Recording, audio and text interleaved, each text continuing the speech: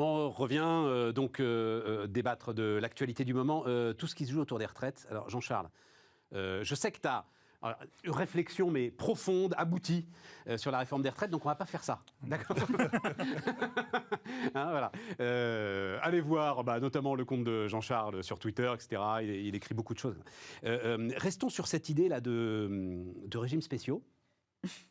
Bénédicte, dans ces moments-là, Bénédicte, vous dites, j'y suis plus. Je respire, c'est bon, ça va pas me tomber. Même si c'est réglé. En fait, à la SNCF, le sujet des régimes spéciaux, il est réglé. Il est en voie en fait, le statut est éteint à partir du 1er janvier 2020. Voilà. Et donc, il y a encore, évidemment, beaucoup de personnel qui relève du statut. Mais tous ceux qui sont embauchés aujourd'hui ne sont plus embauchés au statut. Donc, comme ça a été le cas dans les télécoms, par exemple. J'ai essayé de regarder, je ne sais pas, Jean-Charles, alors tu dois avoir, toi, un chiffre. Hein. Franchement, j'y ai passé une journée entière.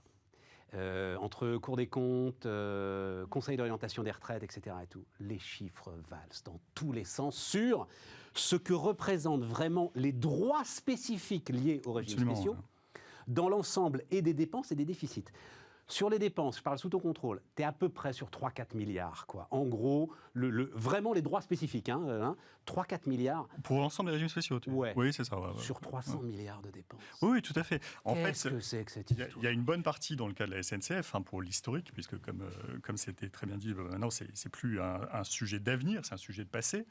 Pour l'historique, en fait, il y a un déséquilibre démographique dans le régime qui explique une bonne partie de son déficit. Donc celui-là, c'est le choix de prise, mais de toute façon, dans le régime général, ça aurait été pareil. Exactement. Donc c'est pas spécifique. Et ce qui est spécifique, effectivement, c'est les départs. En fait, ce qui coûte le plus cher, c'est les départs. C'est les départs des catégories dites actives, celles qui ne sont pas des personnels sédentaires. Et ces gens-là, effectivement, ils ont encore des conditions de départ qui correspondent à l'historique des entreprises et qui sont évidemment favorables par rapport au régime général, qui maintenant est la référence, y compris pour la fonction publique, dans son ensemble. Donc le sujet, c'est est-ce qu'on pousse sur ces 52-57 ans pour les deux âges les plus bas? Est-ce qu'on pousse pour notamment la RATP, d'autres, puisque la RATP n'a pas connu ce qu'a connu la SNCF. Il reste la RATP et puis les électriciens gaziers. Là. Voilà. Les gros morceaux, il y en a plein d'autres, mais vous avez vu ça. Donc, mais les deux gros morceaux, c'est... Est-ce qu'effectivement on fait ça? Moi, je pense que la bonne solution est... que je regrette beaucoup dans le débat des retraites, effectivement, que je suis depuis 25 ans, quand j'étais auprès de Denis Kessler, il y a près de 25 ans, c'était déjà vu comme un vieux sujet. Et ce qui est terrible, c'est qu'à l'époque, on aurait pris les décisions avec des clauses de grand-père. Il n'y aurait plus de sujet aujourd'hui. Ah, mais bien sûr. C'est-à-dire qu'on aurait dit, écoutez, OK, on touche à rien des avantages des gens qui peuvent être dans la rue et bloquer différentes choses, mais les nouveaux entrants, ce qu'on a fait... Ce qui s'est fait pour la SNCF. Mais on l'a fait en 2020. Ouais. On l'aurait fait en 90, au moment du livre des Blancs. Là où je veux t'emmener, là, je veux vous emmener, c'est un chiffon rouge. Là, pour moi, c'est presque plus il y a une espèce d'urgence là, à s'attaquer aux régimes spéciaux dans les 6 mois qui viennent. Pour moi, c'est politique et c'est pas économique. C'est-à-dire que économiquement, et même, je vais même peut-être vous surprendre, mais le sujet global des retraites, aujourd'hui, c'est plus un sujet politique d'abord, de comment on veut gérer la question entre l'effort des cotisants et des actifs et les niveaux de vie des retraités. Ouais. Premier sujet. Et deuxième sujet, c'est un sujet économique large. C'était très bien documenté, notamment par Pierre Cahuc, sur qu'est-ce qui fait la richesse d'un pays. C'est quand même combien il y a de gens qui travaillent, combien il y a de parts de gens qui travaillent. Ça, l'écart entre l'Allemagne et la France, par exemple, sur 15 ans, il s'est fait là-dessus, sur le fait que les Allemands se sont retrouvés plus nombreux à travailler en proportion de la population. Et c'est ce qui fait l'écart de PIB, et donc l'écart de PIB par habitant à la fin des fins. Et donc ça, c'est ça le vrai sujet. Le sujet de l'économie même des retraites, si on en croit le corps, et il n'y a pas de raison de ne pas le croire au départ, même si on sait qu'il a un historique un peu optimiste, c'est a priori, on a passé le pic. Il y a le pic d'à peu près 14% dans le PIB. Mais je ne voulais pas qu'on parte là-dedans, parce que on fera une journée, on fera une heure sur la... Non, mais donc je m'arrête là, juste pour dire qu'effectivement, aujourd'hui, pour moi, c'est plus un... Enfin, en tout cas, avant... C'est un chiffon rouge qu'il agite. C'est plus un sujet politique qu'autre chose. Et le vrai sujet que j'aimerais voir venir dans la campagne présidentielle, c'est ce que je viens de dire juste avant, c'est-à-dire qu'est-ce qu'on a comme débat entre actifs et retraités et niveau de richesse qu'on veut avoir dans le pays. Et donc, effectivement, est-ce qu'on fait travailler les gens plus tard dans la vie? C'est un vrai sujet. Et c'est plus un sujet de répartition de l'effort et de niveau de richesse qu'un sujet de, maintenant, gestion financière des régimes de retraite. Alors, je crois que c'est encore un exemple de ce qu'on aurait pu s'attendre dans cette fameuse Startup Nation. Je reviens au sujet, qui n'est pas une Startup Nation. C'est-à-dire que, voilà, un sujet, et tu l'as très bien expliqué, en effet, parler de ces chiffons rouges aujourd'hui, franchement, c'est stérile, hein, je trouve, et que ça va faire que de la polémique. En revanche, ce qu'on aurait dû traiter, c'est la notion même de l'emploi. Qu'est-ce que va être l'emploi dans le futur? Et en effet, vous allez me dire, bon, j'ai un peu de tropisme numérique, mais le numérique va transformer complètement. Oui, mais ça va peut-être venir, ça. Oui, non, ça va venir. Attendez, mais les retraites vont dépendre justement. Ça va être la Digital Nation. D'emploi. Ah oui, ça. J'aurais préféré la nation numérique. J'aurais la préféré nation numérique, ah oui, Par la exemple, nation numérique. vous avez une montée en puissance aujourd'hui de tout ce qui est auto-entrepreneurs, freelance, de jeunes qui veulent avoir une nouvelle forme d'emploi. Vous constaterez que je n'utilise pas le mot travail, hein, parce que je fais la différence. Hein. Je pense que du travail, il y en aura toujours et de plus en plus. En revanche, on va travailler complètement différemment avec des emplois et il faudrait remettre en question le contrat de travail, la forme des retraites. Donc ça aurait été un sujet vraiment de nation numérique. C'est peut-être un sujet qui va venir. Ah d'accord. Non. Là, c'est juste. Non, mais là, ce qu'on va faire ensemble, puisque vous allez nous, j'espère, nous faire l'honneur de revenir, et je peux l'expliquer aussi, puisqu'on commence à s'installer. Là, l'idée, c'est de prendre l'écume des jours. Et donc, là, effectivement, il décide.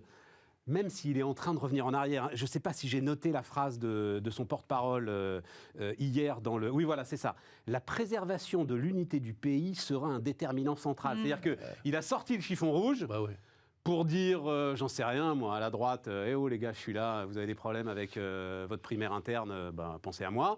Et puis hop, je le retire, parce que Bénédicte, ça reste un sujet inflammable. Oui, c'est extrêmement inflammable. C'est hyper symbolique. Ça va, comment dire, l'idée c'est sans doute de s'adresser à tous les gens qui trouvent que c'est injuste que d'autres aient plus qu'eux. Et peut-être qu'ils s'adressent aux gilets jaunes, aux gens qui manifestent. Mais la question c'est que tous les personnels qui sont en fait, qui ont des régimes spéciaux vont se liguer avec les mêmes personnes qui pourraient être tentées de leur en vouloir. Et donc en fait, il va avoir contre lui la nation tout entière. Donc, politiquement, il peut faire descendre tout le monde dans la rue avec un sujet qui concerne très peu de monde. Mais ouais. Et donc, qui n'est pas économique. Et qui n'est pas économique, et qui, à nouveau, va cristalliser de la mauvaise humeur. Et franchement, je pense on n'a pas besoin, en fait. Les gens on a peuvent, besoin plutôt en aujourd'hui de retrouver un peu d'élan, en fait. Alors ça, c'est un truc vraiment qui ne donne pas d'élan. Hein. En plus, les gens peuvent assez légitimement se sentir stigmatisés. Quoi. C'est comme cette histoire, puisque tu es là, qui m'a toujours exaspéré, l'histoire des billets gratuits. Ah, mon Dieu, qui revient d'ailleurs aussi avec là, les policiers.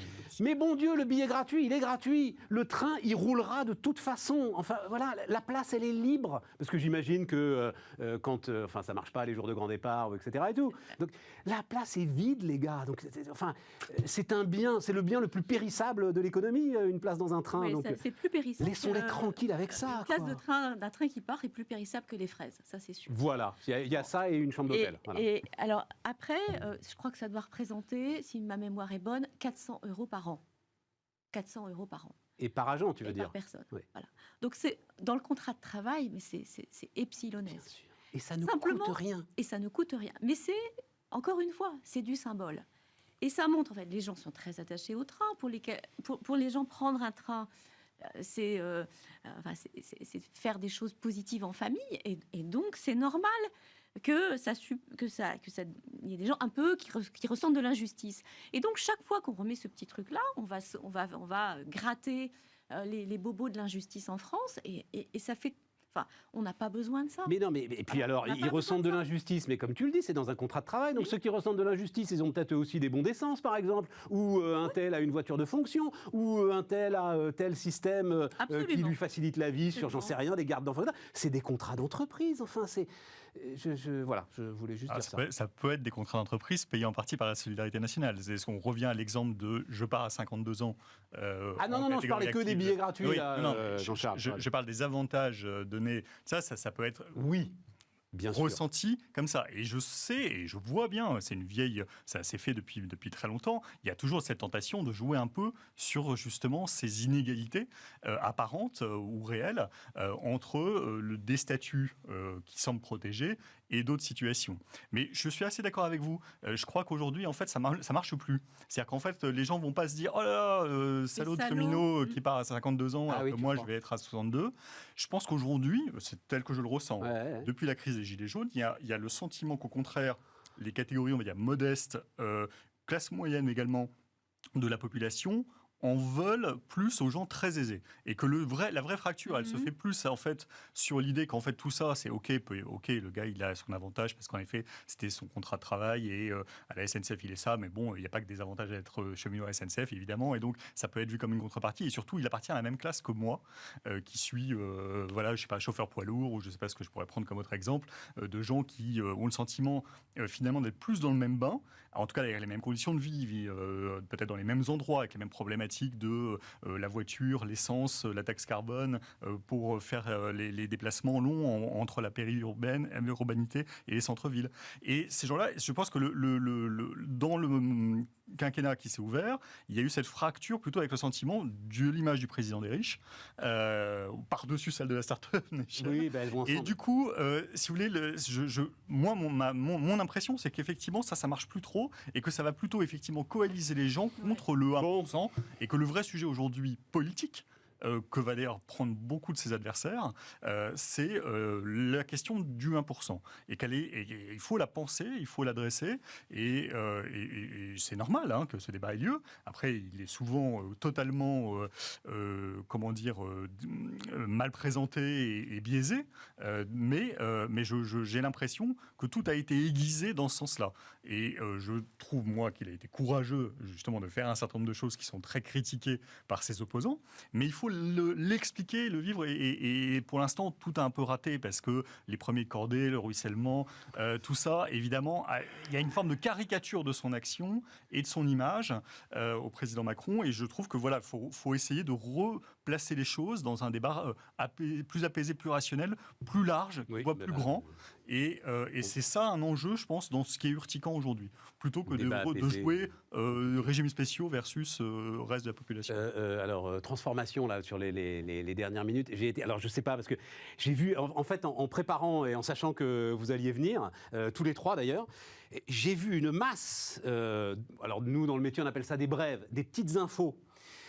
Donc je me dis, mais bon Dieu, il y a des gars qui sont en train de réfléchir, de partir dans tous les sens. Donc, je sais pas, je vous les donne comme ça, la néobanque Revolut, par exemple, qui se diversifie dans le tourisme, réservation d'hôtels, bientôt voitures de location et billets d'avion. Mais qu'est-ce que c'est que cette histoire, les mecs? Qu'est-ce que vous faites? Dans l'un de tes secteurs, la commission des opérations de bourse aux États-Unis, qui dit à Robinhood, donc on en a parlé, c'est-à-dire c'est la gamification du trading, en disant non mais vous allez beaucoup trop loin, c'est en train de devenir n'importe quoi, etc., etc. Et ça aussi j'ai adoré, donc Logitech, tout le monde connaît Logitech, il faudra parler un jour aussi quand même des triomphes de l'industrie suisse. Il y a quand même des choses comme quoi c'est possible. La nation suisse est un grand exemple de nation industrielle. Mais bon Dieu, oui. Et donc Logitech, qui, tout le monde le connaît, spécialiste des petits objets digitaux B2C, qui se dit, mais c'est l'heure de faire du B2B. Le télétravail nous ouvre en fait un boulevard. C'est et ça va être une transformation profonde pour Logitech. On ne traite pas le B2C comme le B2B. Enfin, ça, pour le coup, tu le sais très très bien. Stéphane, là, tu es en train de découvrir qu'il y a une révolution. Mais oui, mais ça s'accélère, tu comprends. Mais non, mais ça s'accélère, tu comprends. Absolument. Voilà, alors, deux choses. Dingue. Premièrement, nous sommes à l'aube de cette révolution. Encore une fois, les gens croient que le numérique, ça y est, c'est inclus. Mais pas du tout. On démarre à peine. Et deuxièmement, ça va s'accélérer de plus en plus. Et alors, tu as cité quelques exemples, mais alors, je pourrais t'en citer. Moi, le dernier en date qui m'épate, vas-y. C'est les NFT. C'est-à-dire que c'est aujourd'hui des tokens qu'on utilise pour certifier, y compris de l'art. C'est-à-dire que j'avais vu un tweet, j'ai dit la transformation numérique de l'art. Ben oui, ça y va aussi. Donc, si tu veux... Je mets pas ça dans... Ah non, mais ça m'intéresse. Oui. Je mets pas ça dans le même... Je mets pas ça dans le même ordre d'idée. Logitech ou Revolut, c'est des stratégies d'entreprise qui se transforment en profondeur. Les tokens, je ne sais pas ce qu'il en sera dans 6 mois. Oui, je ne sais pas encore. Quand tu vas les voir arriver chez les notaires, chez les huissiers, chez les banques, tu vas dire ah bah oui, finalement. D'accord, mais on va dire que c'est un pari. Voilà. C'est quoi mon sujet, Stéphane? Vas-y. Tous les secteurs, toutes les entreprises, tous les métiers sont concernés par la révolution numérique. Voilà, c'est simple. Donc là, tu as cité quelques exemples, j'en ai cité quelques autres, mais je peux t'en citer des centaines. Donc, nous avons un sujet qui aurait pu être au centre. Qui sera Non, c'est ça pas, commence. je vais le compléter. Qui aurait dû être au centre du quinquennat, c'est l'éducation. Nous devons éduquer au numérique tous les citoyens. Pas pour en faire des ingénieurs, mais tout simplement parce que, comme on est en train de le dire, n'importe quel citoyen, n'importe quel travailleur aura besoin du numérique dans son quotidien. Et par conséquent, si on veut des citoyens responsables et qui utilisent le numérique de façon intelligente, en faisant attention à ses données, etc., si on veut des travailleurs opérationnels, efficaces, eh bien, il aurait fallu faire un plan massif d'éducation. Bon, encore une fois, il n'est pas trop tard, j'espère que ça, on y viendra. Blanquer a fait certaines choses, mais on est très très loin du compte par rapport à cette révolution. Est-ce qu'on peut d'ailleurs, rendons hommage une fois encore à la Grande École du Numérique ? Mais bien sûr, c'est un des... À l'ensemble de ces formations labellisées, qui aujourd'hui, ils appellent ça de la poudre sèche dans les fonds d'investissement, c'est-à-dire aujourd'hui, malheureusement, mon cher Guy, il y a plus de pognon que de candidats. C'est-à-dire qu'il y a énormément de formations qui sont ouvertes, qui sont gratuites, qui sont financées, et qui n'ont pas de candidats. Alors, donc d'abord, comme tu le sais, j'ai été un des instigateurs de la Grande École du Numérique. Donc, j'ai découvert ça l'année dernière, on en a parlé ensemble d'ailleurs. Bien sûr, fou amoureux de ce j'étais président du Syntec Numérique, j'avais fait tout un plan, j'avais proposé un plan à l'époque à François Hollande, dont on a eu au moins la Grande École du Numérique. Alors, c'est un projet formidable qui fonctionne. Hein, je crois qu'il y a 20 000, 25 000 formés au numérique chaque année. Mais enfin, il faut rappeler quand même que tous les ans, on a un déficit de 20 à 30 000. Hein. Bon, donc c'est déjà, en plus de tout ce qui est fait, ça ne suffit pas. Hein. Tu as raison.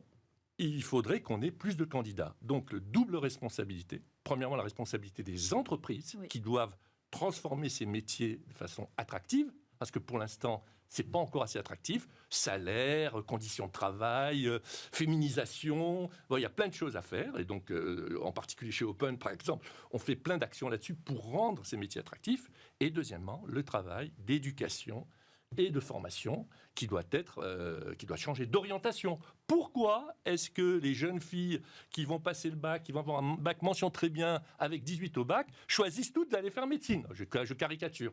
Hein, elles préfèrent médecine que d'aller faire une école d'ingénieur, ou en particulier d'informatique. C'est un vrai sujet sur lequel on doit se pencher. Mais bon sang de bonsoir, c'est ça le sujet, plutôt qu'en effet les chiffons rouges dont on a parlé tout à l'heure.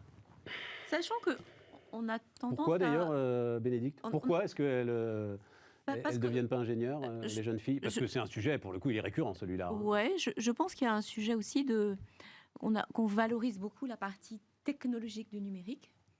Et qu'en fait, le numérique, ce n'est pas que de la technologie, c'est de l'usage. Et pour le coup, l'usage, ça concerne vraiment les jeunes filles. Si on faisait un peu d'essentialisme, que j'aime pas trop faire, mais et ça, c'est pas tellement mis en évidence, c'est pas tellement mis en valeur. C'est-à-dire expliquer qu'est-ce qui va faire en fait qu'un produit numérique va être bien utilisé. Enfin, le succès du smartphone, bien sûr, c'est la technologie. Mais c'est pas que la technologie, c'est la manière dont il est présenté, dont on l'a dans les doigts, avant même en fait de savoir comment on va l'utiliser. Notre pouce est en train d'agir. C'est ça qui est intéressant. Et si je reviens à ce que je disais tout à l'heure avec Guy, pourquoi on avait envie que des sociologues nous rejoignent et des ergonomes nous rejoignent ? Précisément, c'est pour tricoter, pour marier la technologie et l'usage. Et on ne parle pas assez de l'usage. Moi, je passe beaucoup de temps à essayer de vendre ça aussi. C'est-à-dire, un pays numérique, ce n'est pas un pays qui fait des maths et du code.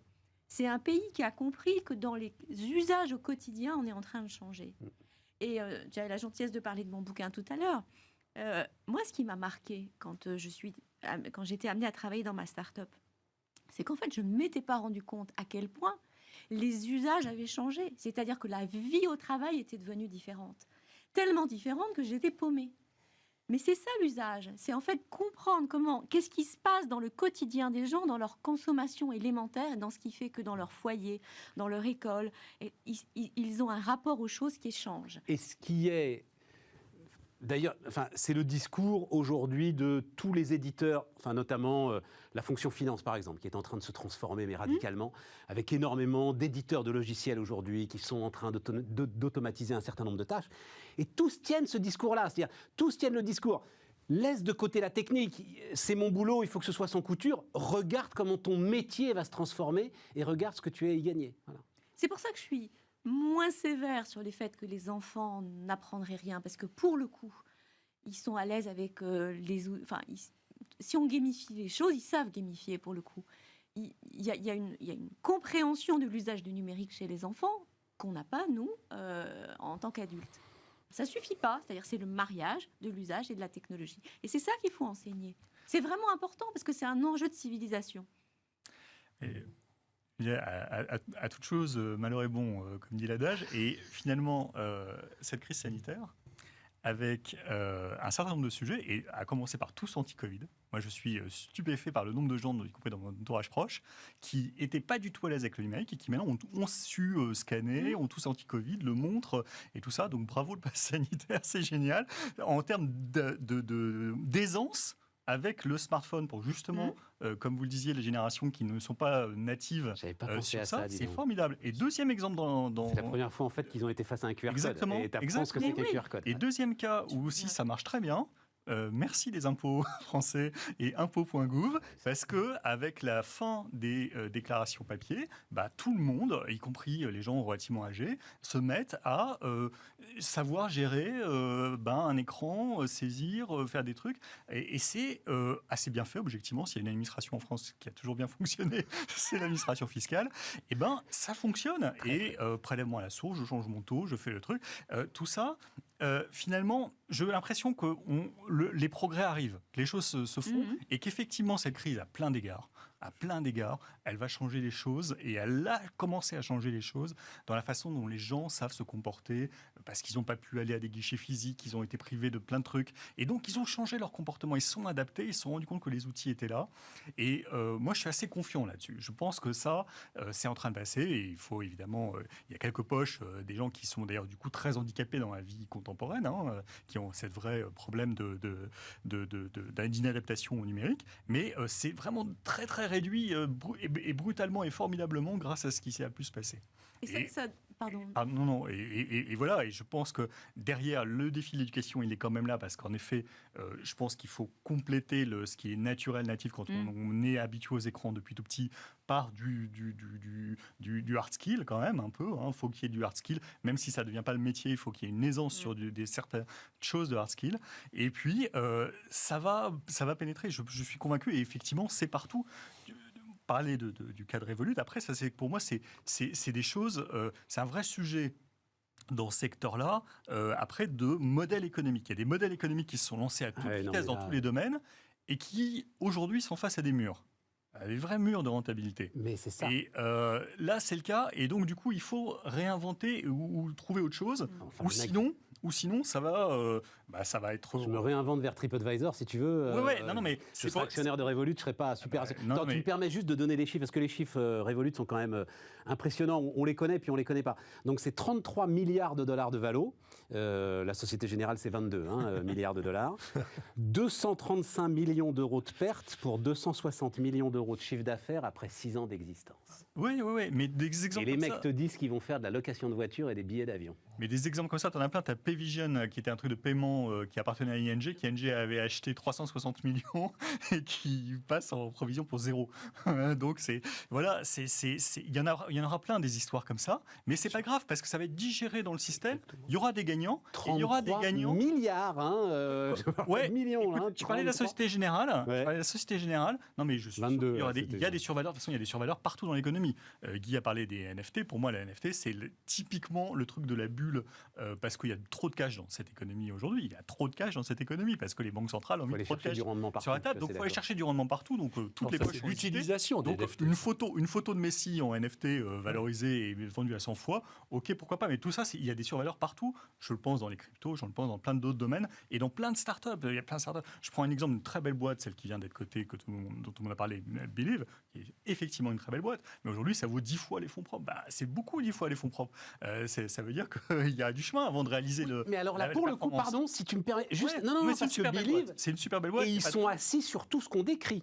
C'est-à-dire, ils sont assis sur la fin des intermédiaires. Oui, voilà, je vais le dire comme ça. Globalement, le digital casse tous les intermédiaires. Revolut, si ça vaut 33 milliards, c'est pas non plus pour rien. C'est parce que, il y a un chiffre d'affaires tout petit, mais il y a un nombre d'usagers qui est considérable. Moi, j'ai une carte Revolut, j'ai une carte N26, comme plein de gens.